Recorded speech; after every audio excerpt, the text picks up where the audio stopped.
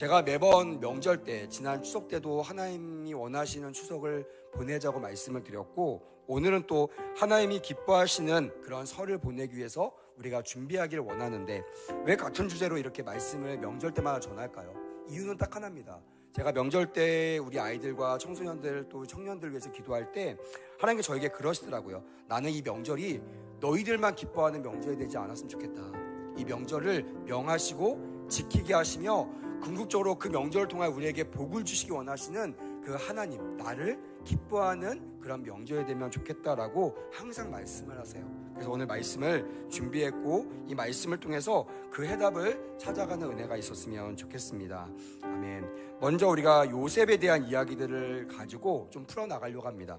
먼저 이번 설은 요셉처럼 만나기를 원합니다. 할렐루야. 그리고 요셉처럼 교제하는 은혜가 있기를 바랍니다.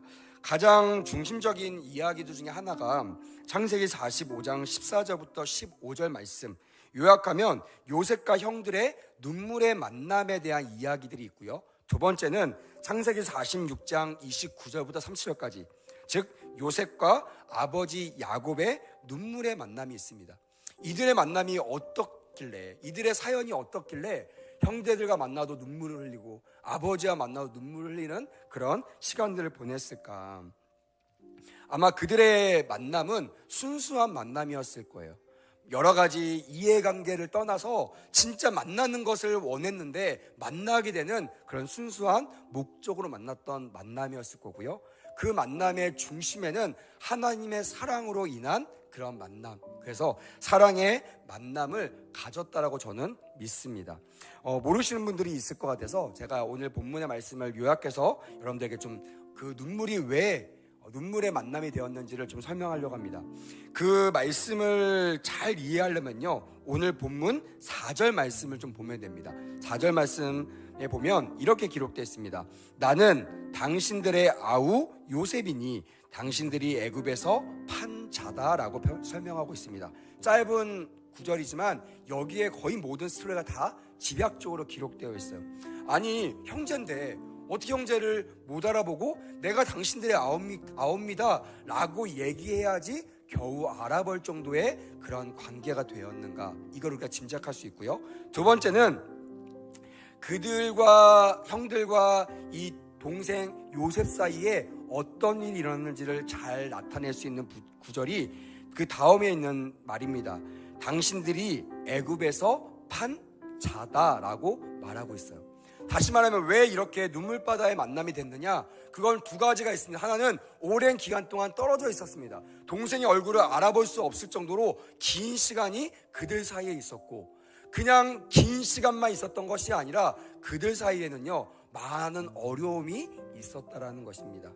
37장 18절부터 28절 말씀을 보니까 18절에 멀리서 보고 죽이기를 꾀하여 라는 말이 있습니다. 그러니까 이 사건의 발달이 이제 욕심과 또 시기 질투에서 나는데요, 아빠한테 사랑을 독차지받고 있는 저 요셉, 저 눈에 가시 같은 쟤를 보자마자 그들의 마음에 제가 요셉이라는 걸 알고 저를 죽이려고 꾀하였다라고 성경은 분명히 기록하고 있습니다. 저는 성경을 보면서요, 인간의 연약함, 또 인간의 가장 큰 악함이 뭐냐면요, 내가 하는 일이 일부러 한 것이 아니라 어쩔 수 없이 우연으로 일어났다, 정말 나는 상상도 하지 않았는데 이런 일이 일어나서 너무나 유감입니다 라는 말을 할 때 인간의 그 악이 얼마나 팽배한가를 저는 짐작할 수 있습니다. 제가 아까도 학생부 예배 때 하나님께서 아벨과 가인의 제사를 받으시면서 가인의 제사는 받지 않고, 예물을 받지 않고 아벨의 제사를 받으셨잖아요. 그래서 이 가인이 화가 나가지고 아벨, 나의 사랑하는 다른 자식도 없습니다, 다른 동생도 없어요, 내 하나밖에 없는 내 동생 아우를 돌로 쳐 죽였다라고 성경은 기록하고 있습니다. 주님은요, 마지막 화가 나셨지만 마지막 그 화를 참으시고 그 가인을 구원하시기 위하여 가인에게 묻습니다. 가인아, 어찌하여 너 동생 아벨이 보이지 않느냐? 여러분, 하나님 모르시겠습니까? 아세요. 하나님이 우리의 숨겨진 죄악을 모르실까요? 우리가 방에 저지른 죄, 우리가 은밀히 저지른 죄 주님 정말 모르실까요? 아십니다. 근데 왜 주님이 물어보실까요? 지혜 있는 자는요, 분명히 깨달아야 됩니다. 눈치채야 됩니다. 하나님께서 나에게 고백할 수 있는 마지막 기회를 주시는구나.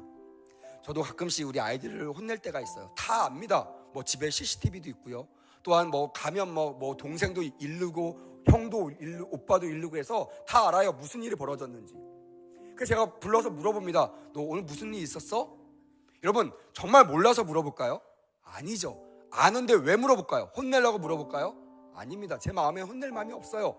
그의 잘못을 깨닫게 하여 다시는 그런 일을 하지 않도록 타이르고 그렇게 인도하기 위해서 묻는 것입니다. 다시 말하면 용서할 마음을 가지고 묻는 것처럼 우리 주님도 아벨을 죽인 이 가인을 멸하라고 물어보신 것이 아니라 그에게 회개할 기회를 주셨는데요.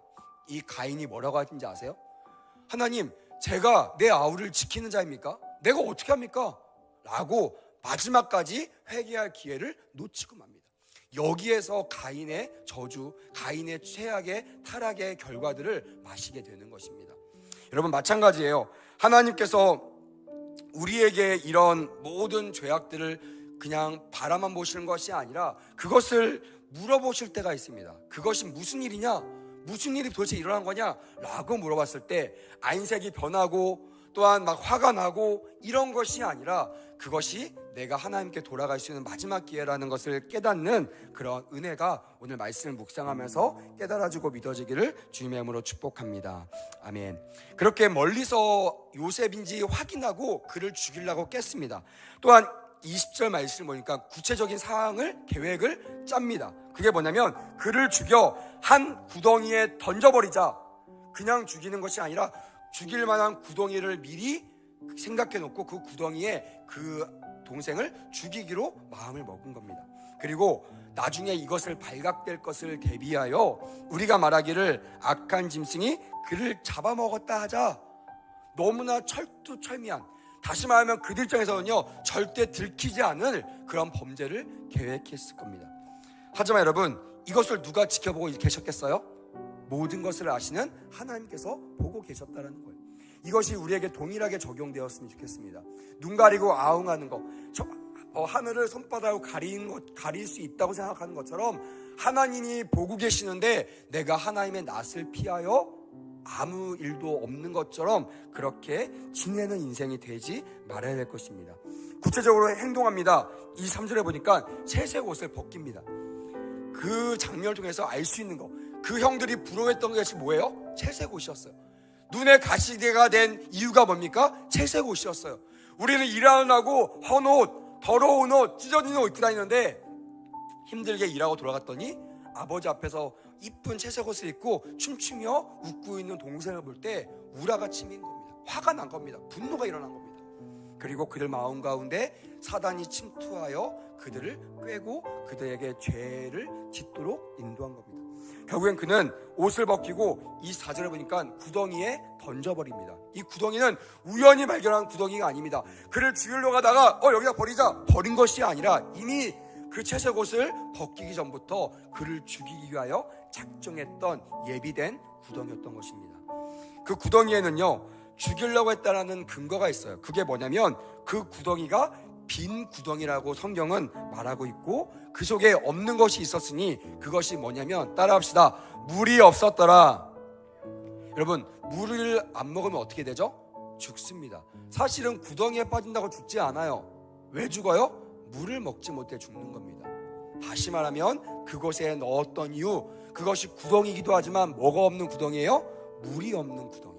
여기만 쳐박으면, 여기만 쳐넣으면 반드시 우리 동생은 죽겠다라는 계획을 가지고 치밀하게 일어난 것입니다. 나중에 형제들의 그런 권유와 또한 의견들이 분분해지면서 결국에는 애굽으로 가는 상인, 성경에는 이스마엘 사람들이라고 정하고 있어요. 하나님의 축복의 사람이 아니라 첩을 통해서 낳은 이스마엘 그 자손들에게 요셉을 팔아 넘겼다라고 28절은 기록하고 있습니다. 그렇습니다. 오늘 제가 간단하게 개요를 말씀드렸는데요. 이 눈물바다가 된 이유는 누명을 억울하게 형들에게 쫓겨난 것도 너무나 억울한데 나중에 보면요 충성된 그 집에서 억울한 누명을 쏘고 감옥에 가둬지게 됩니다. 하지만 그 감옥은요 절망의 감옥이 아니라 하나님의 역전의 장소였던 것이에요. 사람들은 모릅니다. 내가 지금 힘들면 나를 죽이려고 하나님께서 일로 인도하셨나? 나를 버리셨나? 나는 이제 끝났나? 아닙니다. 여러분 그곳이 요셉처럼 그것이 여러분들이 다시 한번 일어날 수 있는 회복의 축복의 장소가 되는 것을 그렇게 짐작하시고 믿음으로 그곳을 달려나가셨으면 좋겠습니다. 결국에는 이 애굽의 국무총리까지 되는 그 과정이 이 감옥 안에서 일어났다는 것입니다. 자, 그런 요셉이 형들과 아우 베냐민 그리고 아버지 야곱을 맞이하기 위해서 보여준 이 세 가지 모습을 통해서 저는 이번 설 명절 때 여러분들이 그런 모습으로 만났으면 좋겠습니다. 저도 옛날에는 우리 믿음의 나이 때는요, 설 명절 때는 다 기쁜 줄 알았어요. 정말 기뻐서 가는 줄 알았습니다. 근데 나이가 들다 보니까 아니더라고요. 그 설 명절 때 가는 그 고향에요, 꼭 반가운 사람만 있는 것이 아닙니다. 나와 왼수였던 내 친구들도 있고요, 그냥 뭐 사이가 금방 안 좋았던 내 일가 친척들도 있고요, 꺼림직하지만 어쩔 수 없이 정말 막 끌려가듯이 소가 막 끌려가듯이 그렇게 끌려가는 그런 심정도 있다는 것을 제가 알게 되었어요. 그래서 오늘 혹시 이번 주에 설 명절 때 만나는 사람들, 뭐 그 고향이 아니더라도 오랜만에 만나는 친구들이나 또 우연히 집에 쉬어가지고 동네를 배회하다가 나와 옛날에 싸웠던 그런 옛 친구들 만날 수도 있으니까 그때 우리가 어떻게 해야 될지를 말씀을 통해서 한번 상고해 봤으면 좋겠습니다. 첫째는 따라합시다. 형제의식을 가져야 됩니다. 다시 말하면요, 가족의식을 가져야 된다는 거예요. 모든 문제를 해결할 수 있는 그 키가 뭐냐면 가족입니다. 아까 엘리베이터를 탔는데 그 중고등부 그 형제가 있어요. 그 큰 그 오빠가 저보고 그런 거야. 동생을 보면서 목사님 이 왼수입니다. 그래요. 이 괴물입니다. 이렇게 얘기하는 거예요. 내가 그래서 아니야, 그 말은 틀린 말이야. 왜냐면 너와 이 동생은 같은 피를 나눴기 때문에 동생이 괴물이면 너가 뭐다? 괴물이다. 그랬더니 그 친구가 갑자기 얼굴이 막 창백해지는 거예요. 잘못된 생각이 드는 거죠. 그래서 야, 생각해봐. 너 동생이 없었으면 부모님의 잔소리는 다 네가 들어야 돼. 그리고 집에 있는 모든 심부름을 네가 해야 돼. 근데 갑자기 그 친구가 표정이 환해지면서 동생은 원하지 않는데 가서 동생한테 끼어안으면서 사랑해 이렇게 얘기하더라고요. 할렐루야. 모든 것을 해결할 수 있는 비결, 그게 뭐예요? 가족이라는 가족. 왜? 가족은요, 피를 나눈 사이입니다. 형제, 뭐 우리 교회에서도 뭐 형제자매 얘기하지만 이것이 정말 이루어지려면요, 그냥 피를 나눈 사이가 아니라 예수의 피를 함께 먹고 마신, 예수의 피로 우리가 새 생명을 얻은 새로운 가족이라는 이 확신이 있으면 그 자매, 그 권사님, 그 청년들이 잘못해도요, 눈에 가시가 되고 그를 고발하고 그를 비판하기보다 어떻게 해야 돼요? 우리 형제자매, 우리 동생들을 싸매주고 감싸주듯이 그렇게 싸매주고 감싸주는 역사들이 일어나야 된다는 것입니다. 그런 교회는 정말 말만이 아니라 형제의식으로 가득한 그런 공동체라는 것입니다. 하나님은 요셉에게 요셉 마음 가운데 이 형제의식이 있음을 알았습니다. 그리고 그 의식을 사용하셔서 미워하는 마음에서 용서하는 마음으로 변화시켜 줬다는 것입니다. 여러분 혹시 잊어버렸을까봐, 형들이 요셉에게 저지른 죄가 뭐예요? 어떤 죄입니까? 그냥 미워했던 거예요? 따라합시다. 따돌림. 지금은 학교폭력이 가장 심한 때입니다. 학교폭력 되면요, 목사, 의사, 변호사, 대통령도요 다 낭망하고 땅에 떨어지는 그런 시절입니다. 과거에 잠깐 있었던 이 일로 인하여 평생 정말 고생할 수밖에 없는 일이 바로 내 친구를 따돌리고 괴롭히는 학교폭력이죠. 이는 옛날에는 그러지 지금보다 심하지 않았겠지만 그 당시에도 모든 가족이 이 요셉을 따돌림을 했습니다. 두 번째, 살인미수. 살인일 뻔했는데 살인미수가 되었어요. 그리고 마지막, 인신매매. 말만 도 너무나 끔찍하지 않습니까? 따돌림, 살인미수, 인신매매. 정말 우리 인생에 정말 한 번도 경험해보지 못한 이 세 단어를 이 어린 요셉은 당했다라는 것이에요. 근데 이 요셉이 그들을 형제로 여기고 있었다라는 것입니다. 전 너무나 놀라웠어요. 이 말씀 읽으면서 정말 이 말씀을 재차 확인했습니다. 그냥 그때 잠깐의 감정이 아니었을까? 아니었습니다. 지금도 그렇지만 옛날에 남자가 울음을 터뜨린다는 것은요 진짜 큰 의미가 있습니다. 요즘에는 남성들도 우는 남성들이 많더라고요. 드라마 보면서 우는 아저씨들도 있고요. 또한 뭐 사소한 일에도 막 눈물 펑펑 흘리는 청년들도 있습니다. 근데 저희 때만 해도요 남자는 3번 운다고 했습니다. 아시잖아요. 그만큼 눈물이 너무나 귀했던 것이 남자의 눈물이었어요. 근데 이 요셉이 형들을 보고 눈물을 터뜨립니다.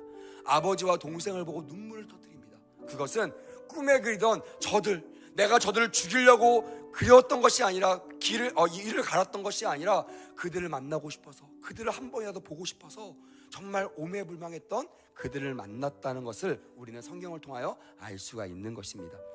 자, 본문 1절에 보니까 이렇게 기록되어 있어요. 요셉이 시종하는 자들 앞에서 그 정을 억제하지 못하고 소리를 질러라고 기록되어 있습니다. 참으려고 했어요. 망신이잖아요. 정말 국무총리, 이 이집트의 2인자인데 많은 신하들 앞에서 눈물 흘려가면서 콧물 흘려가면서 이게 사실은 쉽지 않습니다.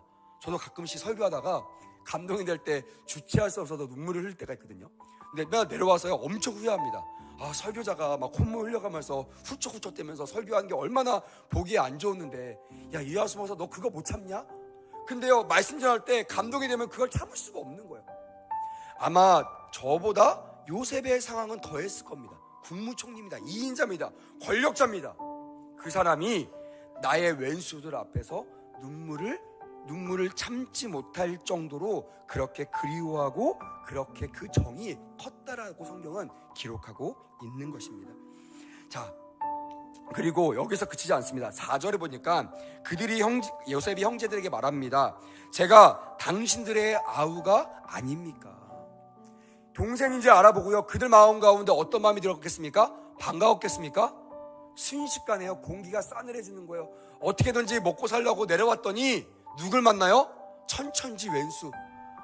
그들이 정말 미워하고 그들이 죽이려고 했던, 죽었는 줄 알았던 그 왼수였던 요셉 동생을 국무총리로 마주대하게 된 겁니다.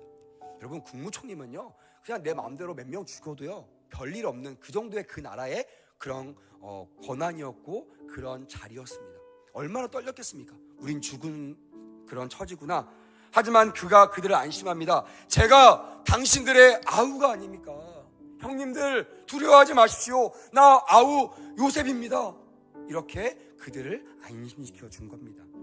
이번 설 명절에 만나는 모든 사람들을 하나님 아버지 밑에서 하나님께 다시 맺어주신 우리 형제자매로 여기는 그런 형제의식이 충만해지기를 주님의 이름으로 부탁을 드립니다. 아멘. 그렇다면 묶여있던 모든 사슬이 풀려질 거고요, 미움이 떠나갈 것이고요, 저 왼수 했던 그들을 요셉처럼 용서하게 될 줄 믿습니다. 두 번째, 따라합시다. 섭리의식을 가져야 됩니다. 자, 섭리의식은요 너무나 중요합니다. 저는 지금 제가 준비하고 있는 이 말씀들이 끝나면요 우리 3부 예배 때 이 섭리에 대한 이야기들을 한 3-4주 정도 풀어나가려고 합니다. 제가 청년들을 오래 만나다 보니까요 청년들의 신앙이 자라지 않는 그 청년들의 신앙이 걸려있는 마지막 그 관문이 뭐냐면요 이 섭리의식입니다. 그러니까 내가 열심히 하면 보고받고 내가 열심히 하지 않으면 은혜를 받지 못한다고 친구들은 생각하더라고요. 그래서 목을 맵니다. 세상에서 살아가는 것처럼 열심히 살아가려고 합니다. 내가 혹시나 띠끗해서 하나님 앞에서 실수하면 나는 버림받을 거야, 나는 복받지 못할 거야, 나는 저주를 받을 거야 라고 두려워하는 청년들이 너무나 많습니다. 아니요, 아닙니다. 이것을 정말 잘 알려면요 오늘 본문에 나와 있지만 섭리의식이 회복되기를 주님의 이름으로 부탁을 드립니다. 아멘. 잘 들어보십시오. 섭리의식이란 뭐냐면 우리 삶의 주인이신 하나님이 반드시 합력하여 선을 이룰 것이라는 믿음이라고 설명할 수가 있습니다. 따라합시다. 모든 것이 합력하여 선을 이룬다.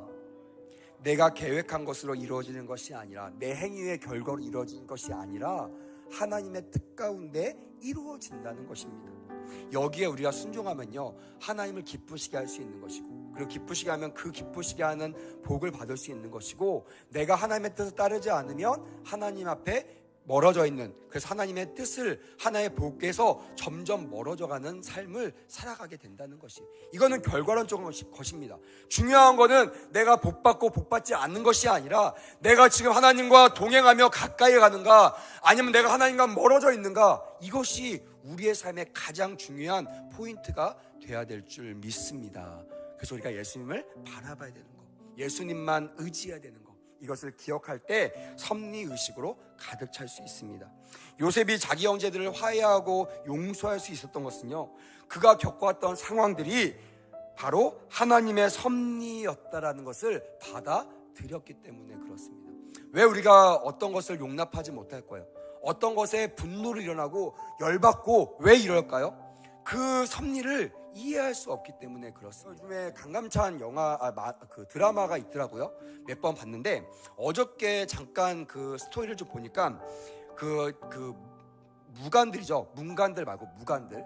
그 무관들이 열심히 일을 했습니다. 열심히 전쟁에서 싸워서 이겼습니다. 그래서 그에 마땅한 대가를 받았고 그에 마땅한 상을 받았습니다. 근데 그들이 화가 나는 거예요. 보니까 왜 화가 났나 봤더니 그 중요한 자리에, 군사들이 이끌어 나가는 중요한 자리에 자기들처럼 싸우는 무관들이 아니라 글 쓰는, 공부하는 문관들을 세우는 것을 화가 나는 거예요. 용납이 안 되는 거예요. 옛날에는 왕의 뜻이 있을 것이다, 왕에게는 무슨 방법이 있었을 것이다, 이유가 있었을 것이라고 생각하고 그것을 받아들였지만, 교만해지자, 내가 이 정도 했는데 내가 없었으면 이 나라가 어떻게 됐을까, 이러면서 교만하자마자 그 지시를 따르지 않고 무장하고 그 임금한테 찾아가더라고요. 나중에는 아마 해산했던 것 같은데, 왜 그런 일이 벌어질까요? 왕의 결정에 신뢰할 수가 없는 겁니다. 목사님의 결정에 신뢰할 수가 없는 거예요. 장년들의 결정에 신뢰할 수가 없는 거예요. 이럴 때 누가 들어오냐면 사단이 침투하는 거예요. 사단은 뭐 하는 자입니까? 속이고 죽이고 멸망시키는 자예요. 사단의 결과는요, 사단을 따르면요 100% 우리는 망하게 됩니다. 100% 하나님과 멀어지게 됩니다. 그래서요, 항상 그 틈을 주지 않도록 깨어 있어야 될 줄 믿습니다. 이 요셉은 충분히 이 틈이 벌어질 만한 자입니다. 많은 그 틈 가운데 살인과 정말 아무도 모르게 죽일 수도 있고요, 그들을 골탕 먹일 수도 있고요, 그들을 괴롭힐 수도 있습니다. 근데 그는 그렇게 하지 않았어요. 왜요? 요셉은 하나님과 가까이 하는 자였어요. 하나님께서 이 모든 것에는 뭐가 있다? 섭리가 있다라는 것을 믿었던 사람입니다. 그래서 그가 5절을 보니까 이렇게 기록되어 있어요. 5절 말씀 한번 띄워주실래요? 5절 같이 한번 읽겠습니다. 시작! 당신들이 나를 이곳에 팔았다고 해서 근심하지 마소서, 한탄하지 마소서. 하나님이 생명을 구원하시려고 나를 당신들보다 먼저 보내셨나이다. 7절 말씀도 읽어볼까요? 시작! 하나님이 큰 구원으로 당신들의 생명을 보존하고 당신들의 후손을 세상에 두시려고 나를 당신들보다 먼저 보내셨나이다 라고 되어 있어요. 여기에 주제가 뭐예요? 하나님이라는 거예요. 모든 것이 내가, 모든 것이 목사님이, 모든 것이 교회가 아니라, 나라가가 아니라, 따라합시다, 하나님이, 더 크게 하나님이, 이것을 믿는 섭리의식이 나에게 있으면 모든 것을 합력하여 선을 이루는 것을 믿고 따라갈 수가 있는 것입니다. 자, 마지막 세 번째입니다. 따라합시다. 섬김의식이 있었습니다. 저는 여기에 좀 중요하다 생각합니다. 이 두 번째 의식까지는 다 가지고 있어요. 근데 섬김의식을 발휘하지 못하는 경우가 많습니다. 미워하는 것을 용서할 수 있는데요, 그 사람에 다가서 내가 널 용서했어, 사랑해 라는 말을 도무지 할 수가 없는 거예요. 내가 용서했지만 그 사람의 얼굴을 보기 싫어하는 거예요. 여러분, 이것은 용서한 것이 아닙니다. 용서한 척하는 겁니다. 진짜 용서한 건요, 그를 나의 형제로 여기고 그의 섭리, 하나님의 섭리 안에서 그를 사랑하고 그를 섬기는 겁니다. 요셉은요, 기쁘게 국무총리로 자기가 할 수 있는 모든 범위 안에서 마음을 열고 곳간을 열어서 자기 형제들과 아버지를 섬기기로 작정했습니다. 9절부터 11절 보니까 요셉은 지체 말고 가족들을 데리고 애굽으로 내려오라고 권면하고 있습니다. 처음에는 70명으로 내려왔던 그 인원들이요, 나중에는 성경에 보니까 200만 명에서 약 300만 명 가까이 그렇게 정착하게 된 것을 보게 됩니다. 이 수많은 사람들을 이 국무총리였던 요셉이 거느리고 보호했다는 것입니다. 이게 무슨 말입니까? 말로만 했다는 것이 아니라는 것입니다. 교회 안에서 이런 섬김 의식이 회복되기를 주님의 이름으로 축복합니다. 아멘. 내 아버지, 정말 그 아버지를 정말 사랑하고 그 아버지를 정말 용서했다면 좋은 선물을 사가지고 가는 겁니다. 내가 저 친구를 정말 용서했다면 만났을 때 그냥 야 우리 만나지 말자 이게 아니라 그 친구 차를 대접하고 내가 오늘 제일 맛있는 거 사줄게 막 까라멜 마키아토 사주는 거예요. 다른 것보다 막 1,500원씩 비싸잖아요. 사주는 겁니다. 내가 너를 사랑해 이러면 사주는 겁니다. 그리고 그의 손을 잡고 함께 기도하는 거예요. 여러분 왜 이런 일이 벌어져야 될까요? 왜 목사님 내가 잘못한 것도 아닌데 왜 내가 피해자인데 저 친구한테 내가 용서를 빌어야 되고 저 친구를 내가 왜 용서해야 될까요? 이유는 딱 합니다. 딱 하나입니다. 따라합시다. 전도의 기회이기 때문에. 다시 한번 전도의 기회이기 때문에 잔소리하는 엄마 아빠 만나러 안 가는 것이 아니라 미워하는 형제자매 안 만나는 것이 아니라 왼수 같은 친구들 만나지 않는 것이 아니라 그들을 만나시기를 주님의 이름으로 권면합니다. 할렐루야. 왜요? 하나님께서 전도의 기회로 삼기를 원하시기 때문에 그렇습니다. 말씀을 마무리하려고 합니다. 우리가 이번 연휴 때, 설 때 고향에 내려갈 것입니다.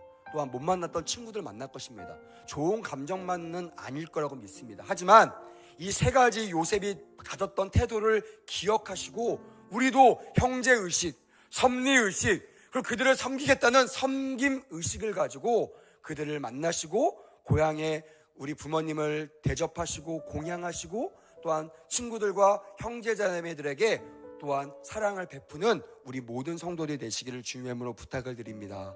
그리고 결국에는 이 모든 과정을 통하여 가족 구원의 역사가 반드시 이루어지는 그런 은혜를 경험하고 돌아오시는 은혜가 있기를 주님의 이름으로 축복합니다. 아멘.